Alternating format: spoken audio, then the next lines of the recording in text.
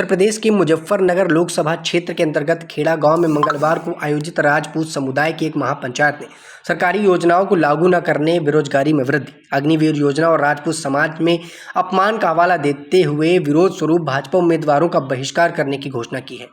Indian express की report की माने तो समुदाय के नेताओं ने कहा है कि बहिष्कार का आह्वान उत्तर प्रदेश के मुख्यमंत्री योगी आदित्यनाथ पर लागू नहीं होगा।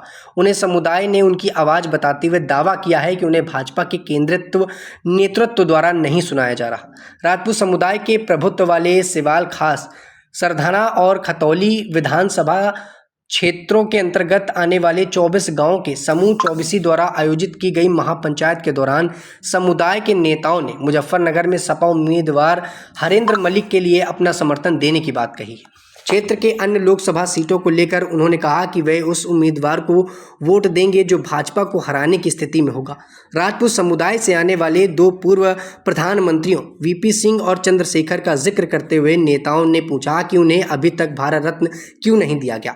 महापंचायत में मुजफ्फरनगर दंगों के संबंध में 2013 में उसी जमीन पर आयोजित एक ऐसी ही पंचायत का भी बार बार उल्लेख किया गया।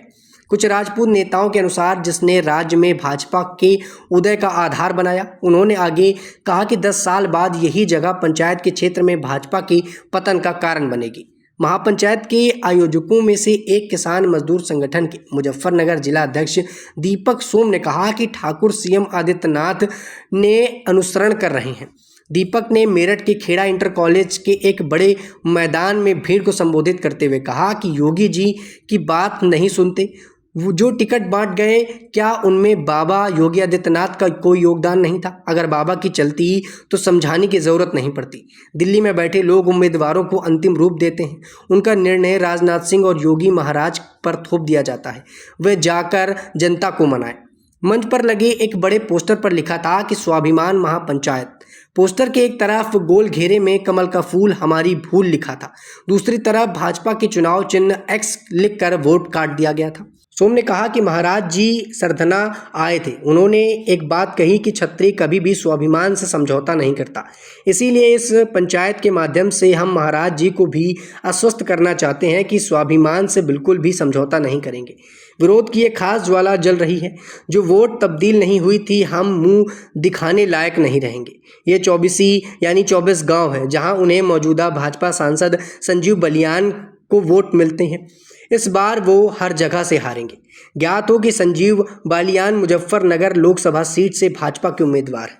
सहारनपुर के ननौता के बाद ये दूसरी महापंचायत है जहां ठाकुर नेताओं ने टिकट वितरण, प्रतिनिधित्व और योजनाओं के क्रियान्वयन न होने पर केंद्र सरकार के प्रति गुस्सा जाहिर किया है। किसान मजदूर संगठन के अध्यक्ष पूरन सिंह ने कहा कि कोई भी राष्ट्रवाद पाकिस्तान या चीन से डरकर वोट नहीं दे सकता। उन्होंने कहा कि हमने मोदी के अमोघ के घोड़े 400 पार का आह्वान को पकड़ लिया है। अब हम इसे लड़ाई यानी कि चुनाव के बाद ही छोड़ेंगे। पूरन सिंह ने कहा कि सिर्फ राजपूत ही नहीं, सभी 36 जातियां हमारे साथ हैं।